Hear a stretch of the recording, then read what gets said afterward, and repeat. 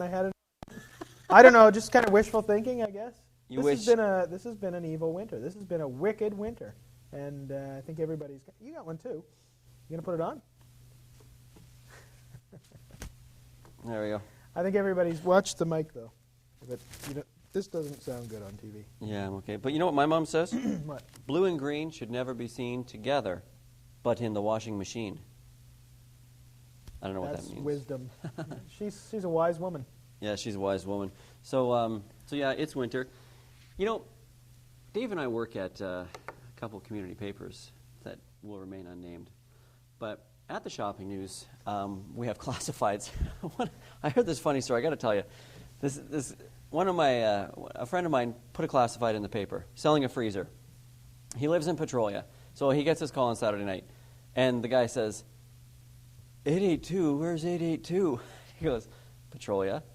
And the guy says, hey, man, those freezers that you're selling, will they freeze oil? and so my friend Larry says, no, I don't think so. Oh, well, will they freeze body parts? And Larry says, I beg your pardon? And he goes, body parts like arms and legs and stuff. And Larry says, and I don't blame him, I don't think I want to talk to you anymore. And he hung up the phone. Wow. Those are the kinds of people that not only read our paper, I'm imagining, they watch our show. I think we're drawing from the same pool here. You got the same demographic? Oh, yeah, same demographic. In fact, that guy's probably going to call his friends and, hey, man, they're talking about me. Come on in. It was Jack Nicholson. It was. Was it? It was Jack Nicholson. Yeah, I can't do a Jack Nicholson. Do you think that was a prank, or do you think, was your friend kind of scared by this? My friend was kind of scared. A little shaken up? Yeah, I'm thinking probably this guy got into some roughage of some sort. You don't mean eating it either, do you? You could have eaten it, I guess. And I got the munchies, Yeah. and then decided he was going to make some phone calls. Yeah. He's going to make some phone calls. So that's. I think we should just hope he was kidding, or was doing a crank phone call. Either kidding or not involved with us whatsoever. Yeah, that's right. If I get a freezer in the mail, I'm not opening it. Your hair's looking good. Do you like that? No, I just thought I'd be polite. You jerk. You know what? I don't mind it. You like it now? Are you going to keep it that way? No. No. I'll just grow it out. Yeah. I just did it for the show. When you grow it out, are you going to let it grow so you almost have two tones? You have like the red on top and because it'll be like tips then. Yeah, that's like another hairstyle altogether. Yeah, I'll be the man. You will really be setting a trend at that point. I'll be rocking. Yeah. You know what? I'm in my mid-30s. Yeah. I still rock like a little boy. I don't even know what you mean by that. I just made that up. Okay. Actually. Okay. Do you want it to be top 6 list now, or do you want to save it like you would dessert? So, like, build the anticipation? Yeah. Whatever you prefer. I think we can probably... Can I talk about pet peeves? Yeah, I got a pet peeve. We'll save it. Yeah. You go into a hotel you've never been in before, right? Yeah. And at the base of every stairwell, right by the exit or wherever, they have this big plaque on the wall, the escape route, right? What if you're no good at directions? You got to go, like, okay, turn left and then right and then around and then, so you do that. Yeah. You end up coming back. You're going to have to take the plaque with you. Does that work? That doesn't work. You got to peel the plaque off the wall or just keep coming back for more directions. Okay, I got to the door. What's after that? I'm not a directions guy. It's a bit of a complicated little map usually. It isn't a real simple, straightforward. It's not the easiest thing in the world. Yeah. Through the curtain. That's what they should say. You know what? Just step through the curtain. You'll be okay. I'd be okay with that. But, yeah, I'm not a directions guy. If you're in like London or in a city that's not your own, you go into a store and say, yeah, I'm looking for this hotel. And they'll say, okay, I'll give you directions. First, go out the door. And you're like, thanks. Thanks for that. But then they say, go out the door, take a right, go down 3 blocks, take a left, and then you're going to go down a bridge, right? I hear like the first direction. That's all I hear. That's it? And then the rest of it is wah, wah, wah, wah, wah, wah. So I go out, take a right, and then I go into the next store. So, I was going to say, you got out the door. Yeah, I go, what should I do now? Oh, yeah, go out the door, take a right, go into the next store. And eventually you'll get there, but you'll have to visit hundreds of businesses. It's an all-day process. I call it day tripping. Is that right? Yeah. It's funny you mentioned London, because London is actually, London, Ontario anyway, is fairly easy to navigate because it's sort of a grid. It's a landlocked city, and there's just kind of north, south, east, west streets mostly. But have you ever been to Kitchener-Waterloo? I think that city was designed during Oktoberfest because It's insanity. It's crazy. There's streets that you're on something west, and then all of a sudden you're on something north, and you didn't leave the street. You're on a different street, and it's going west. There's a street north. there called Herb. I think there is, but I think there's one point where you're on a highway. You're on like Highway 7 east and Highway 6 west, and you're on the same thing. You're going the same direction. It's crazy. That's to fool the Germans. Is it? Is it for invasion purposes? Exactly. To natural defense. The city was built in 1939. Is that right? And they thought, okay, we're going to switch some signs around. Send them off to Guelph so they don't know. One of those streets, either Weber Yep. or Herb, is like 8 hectares wide. Wow. Have you seen that? I don't know if I have. I'm serious. Now, this is metric. It's 8 hectares wide. You go across, and you can look far to the other end of the city, and all the cars are going the same direction as you. You feel like you're on a racetrack or something. The other famous thing about Kitchener-Waterloo is Weber and King are the two main north-south streets, and they intersect 3 times. They're parallel streets that intersect 3 times. I will say something right now. I lived in Waterloo for 4 years. Did not know that. Could you find your way to Kitchener? That's the... Nope. I always had my dad drive. Yeah.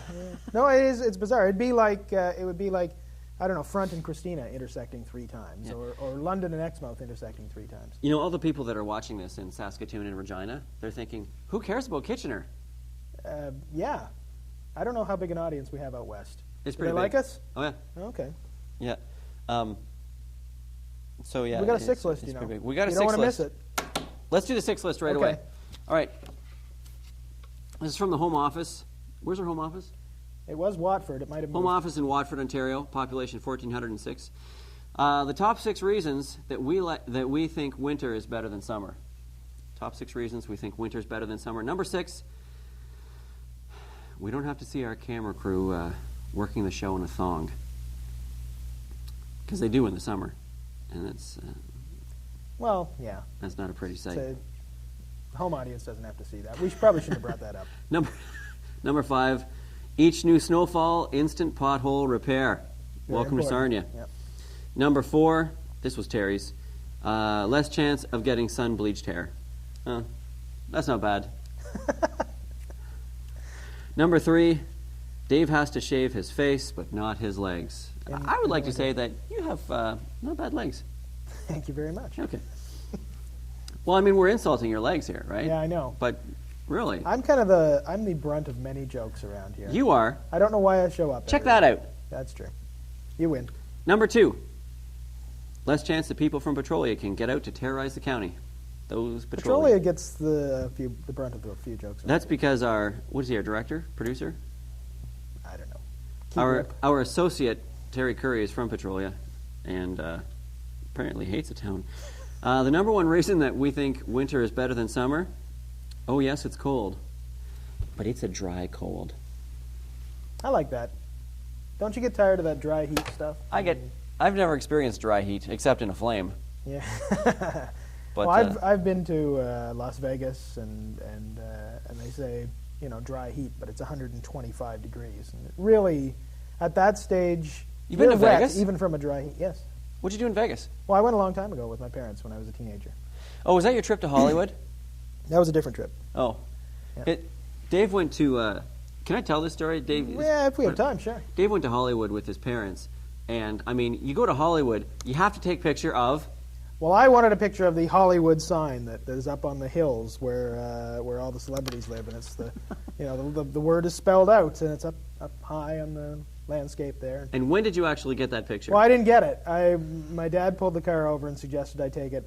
We were leaving, and he'd heard me talking about it the whole time, and so we were on our way out of town. We were leaving L.A., and he said, "Okay, take your picture." And he pulls off to the side of the road on the L.A. freeway and tells me to get out and take the picture. I think he was trying to get rid of me. But, I think so. But I always thought, hey, we should have gone up there and toured around the homes, and I could have got close. And I still think that would have been a good way to do it. And someday I will. And you didn't tour around the homes when you were in Hollywood? No, What we did didn't you do? anything. We stayed at the beach and did, I don't know. I can't remember. Nothing too thrilling. To be Nothing honest. fun?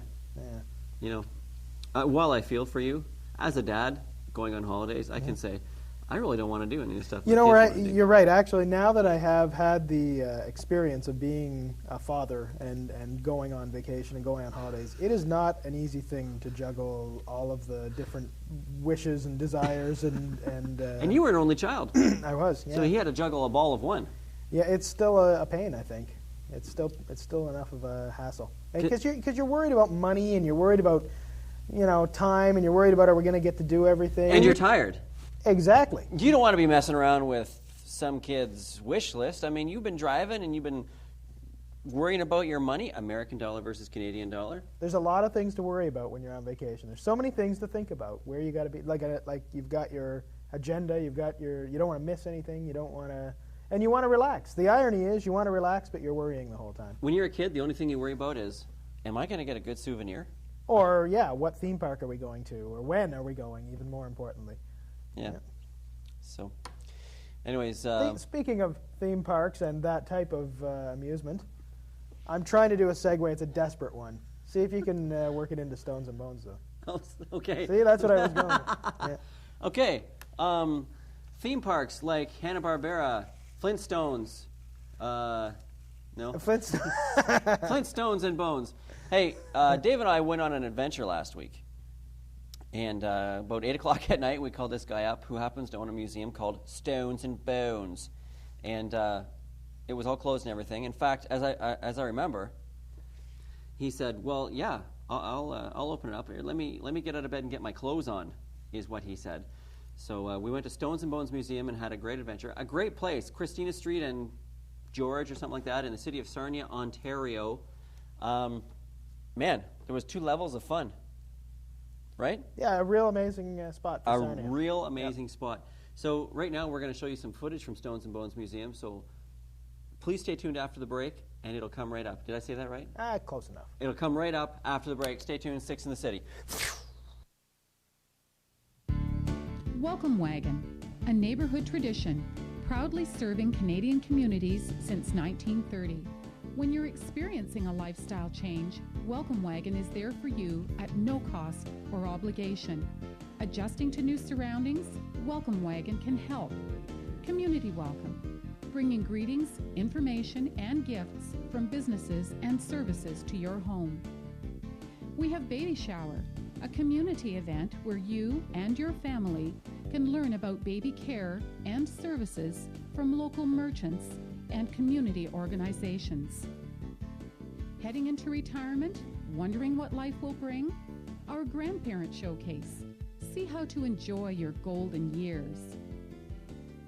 Business Professional Welcome, an opportunity to network for new business owners, new professionals, and newly appointed executives. Welcome Wagon Bridal Showcase, a great way to plan your wedding celebration. Beyond the wedding day, our bridal showcase will help organize you in your new life. Welcome Wagon, the most famous basket in the world. Need our services? Want to join our team or promote your business? Contact us at 416-497-8688 or on the web at www.welcomewagon.ca. Hey, it's John and Dave. We are in downtown Sarnia. What are you doing? Nothing. I'm just...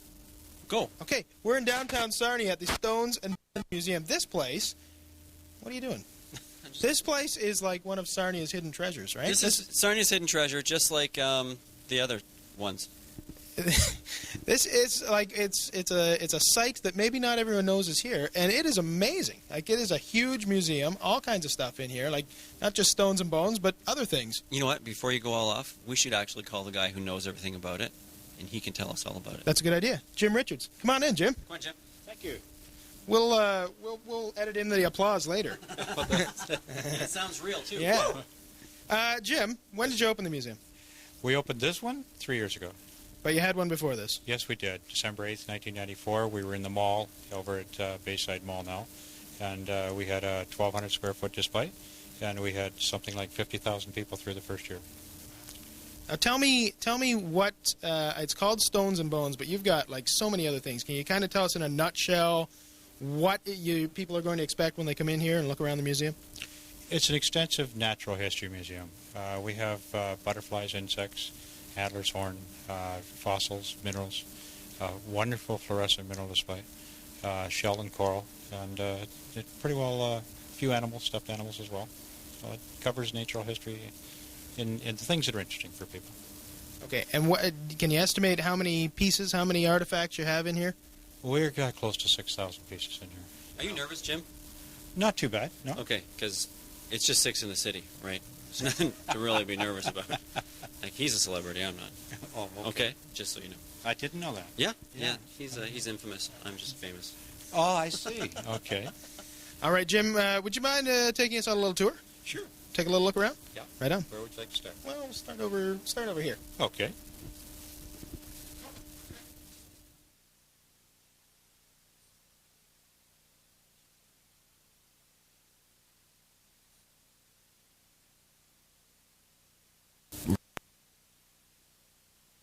A man not to be afraid, a man full of testosterone, laden with testosterone. Knock it off, Dave. And I happen to be one of those men, laden with testosterone and not afraid of bears.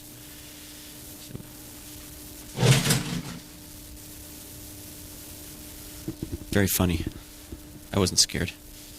I just stepped on the snake. We got a snakeskin carpet here.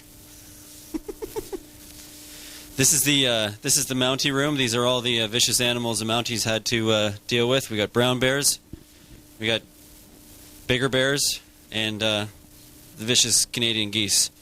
They were the worst. You know what? They are kind of vicious. If you've ever been on a golf course where there's geese, they are one of the most vicious animals you'll ever find. They dive right at your heads. They're crazy. And then they poop. All righty, Jim, what do you got here? Well, this is a picture of a cat that was in our back alley. This is how we acquire some of our specimens. We were able to keep this out of the press, but I guess now it's going to be known. It's going to be worldwide now. I think you might be fibbing. No, this is an actual picture of that cat. Mind you, we picked it up and put it out there. But So this is the actual cat right here? Cat just exactly like that. Is that its real tongue? No. Oh, that's a fake tongue? The most of the animals are on a foam mold, rubber tongue, plastic teeth, glass eyes. Plastic teeth today, in the old days, they were real teeth, and they cracked with the humidity. We have a real problem here. Our teeth, we have 8 humidifiers all through this place to control it. We have to control it. He doesn't intimidate me. Then why don't you back away? I'm having a staring contest. You can move on. I'm not blinking. You know what? I think you won, man. Did he blink? Yeah. Is it smaller than I thought he was? This bobcat is no bigger than a large house cat. Maybe a little more vicious than the average house cat, but not that much bigger. He could eat your babies. See this? Yes. NBC Peacock. Is it really? How'd they get that? He's good. Yes. You don't know how fast this goat was going to hit that wall and get his head through. Both of them at the same time, actually, they were racing. That is remarkable. Thump. They clean up the dust. Okay, this is the horn room. That's what they said. That's a mastodon pelt. Is it really? Yeah. I think we should get Jim back in and just confirm a few of these things. This North American house cat. Is it really? Yeah. That is a large one. How do you know all this? Yeah, I'm very smart. And this is That's not true. this is Bison. Well, that one might be right. No, the boxer, Mike Bison. Mike? Alrighty, Jim, what do we have in this room? Well, this is our dinosaur exhibit. This is a nest of 10 dinosaur eggs. They're solid stone, and we have had them x-rayed, and the x-ray was not powerful enough to go completely through the eggs, but it has revealed that it looks like one egg is hatching, which is kind of interesting.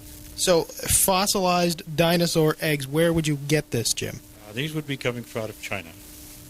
Okay, made in China. They are made in China. I got a question for you. You don't happen to have any house cat pelts over in that other pelt room, do you? Not yet.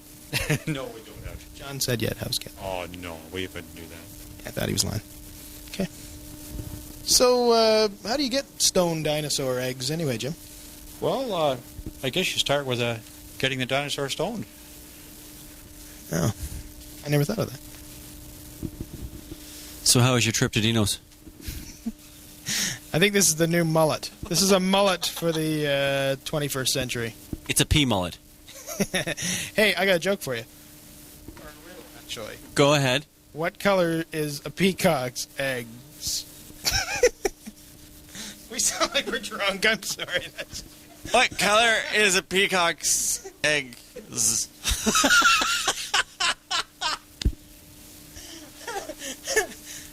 Peacocks don't lay eggs. You sure did. Okay, I'm getting out of here. Hey, can we get Jim to tell us about his crabs? What kind of crab is that? Well, this is, as you know, our mother-in-law display. I know. Okay. I love my mother-in-law. One of the more interesting ones here is this mantis shrimp right here. I don't know if you get close on that or not. But that guy is in the bottom of the ocean, and it's not a big stretch of the imagination to see him walk up on land and become a praying mantis. So that's the bull shark, right? That's the famous makeout shark. The shark did nothing but neck in the bottom of the ocean. That's why the mouth is shaped like that. It's like like a pucker. Like that. You know, it says Mako shark. That's a typo. Huh. And that's the typo shark. That's the typo.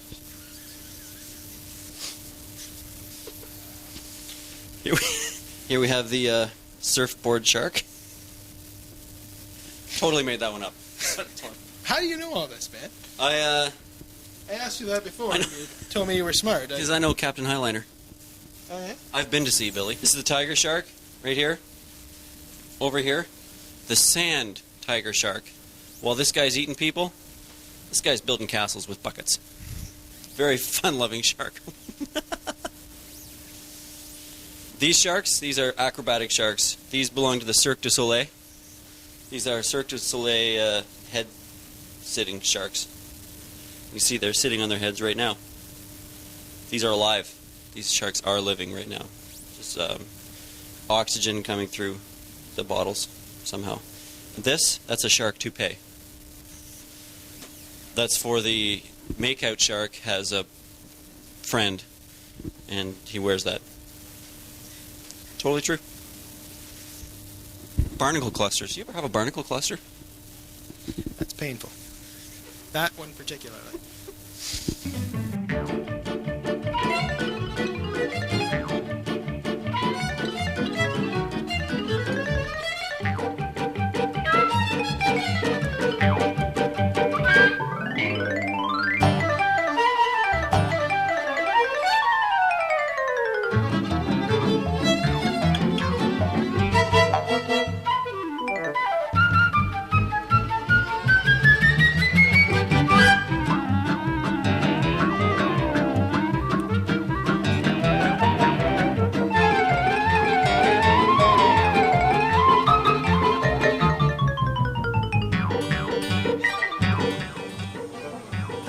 Is a spitting image of my father, especially with the whip.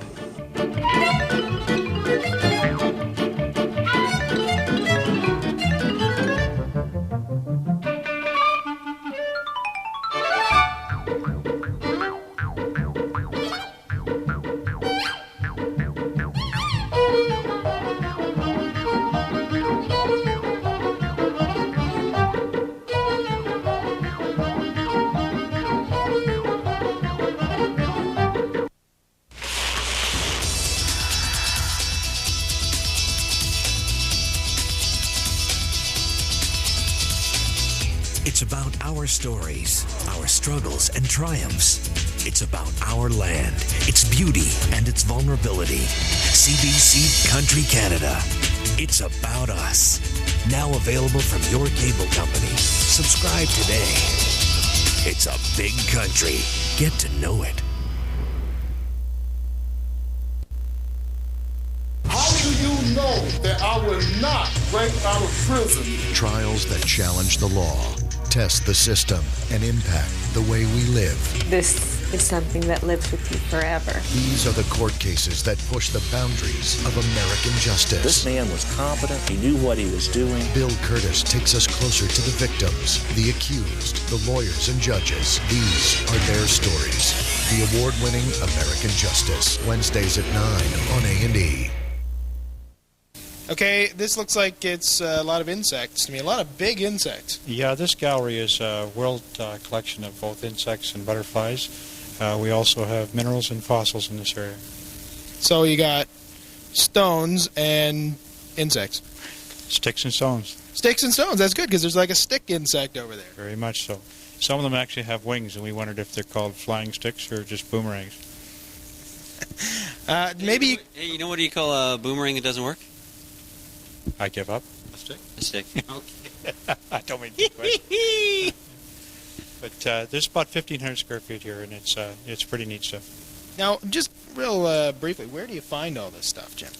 We've been buying from all over the world. What I've done is locate dealers that are very good in their own fields. And that's been the fortunate thing, is to be able to have them save for us special items. We pay more for bigger, better, more colorful, that sort of thing. And they just, when they get them, they send them in to us, and we just put it up for display. This is an amazing collection. What kind of reactions do you get from like kids and things when they see these insects? Well, the commonest thing, boys love the bugs and girls love the butterflies. That's pretty standard. The general overview of the museum itself, people are impressed that they say that they're amazed, and they find it unbelievable to have it here in Sarnia. And my view is that we can do anything well in Sarnia. Just go at it and do it. This says bird-eating spider. I don't see the bird. It says bird eating Oh, it's a bird-eating spider. It's what I see. I thought that was like an active verb there. This is a seagull-eating spider. These are more common around Sarnia. They probably should be. We need to import a few of those. Okay, Jim, what do we have here? This is the world's largest moth. It's an atlas moth, and it has a very unique pattern in the wings where it looks like the head of a snake. And that is how it's protected from birds. Remember, this moth would be lying on a branch with its wings spread open. The leaves would be doing a little bit of this, and the bird comes along and just sees enough of a head of a snake to stay away from it. So this is already the world's largest moth. You'd think that might be enough of a defense mechanism. It also has the advantage of having a snake face on its wings. Definite advantage. So the bird says, a really thin snake. I better go. It appears to work. Not for this guy. Not for that one. No, that one was a buffet. Yeah. All right. Well, this has been fabulous, Jim. I think we've learned an awful lot, and I think anybody could learn a lot here coming out to the Stones and Bones Museum. Maybe you can just tell us your hours and where you're located. Sure. We're downtown Sarnia on the corner of George and Christina, one building away from the corner, down on the west side of Christina, I'm sorry. We are open 10 until 5, Thursday through Sunday, and holiday Mondays. And we do open for tours. We've been open. We'll open at night for scout groups or tour groups, so that they get a chance to see these things. These are wonderful things to see, and it's a nice opportunity if they can come in. So this show's actually broadcast in Windsor and Chatham as well. It'd be worth it for a day trip. Really? It's definitely worth a day trip. We've had people come from as far away as finding out about us in Chicago and coming from western Michigan. Got a school coming in from Lapeer next month, so that's kind of nice. Okay, well, that's all we have for this week's Six in the City. We want to thank our sponsors, Zares, and we want to thank TN Home Building Center for the lovely set they've built for us, and we want to thank The Brick for the great furniture. You like the furniture? Absolutely. Excellent. And anything else you want to say? I think that's it. I think we got to go now. We got to go now. The battery's running low. The tape is at the end. The camera person is getting all grumpy, so we're going to say thanks a lot for watching, and we'll see you next week on Six in the City.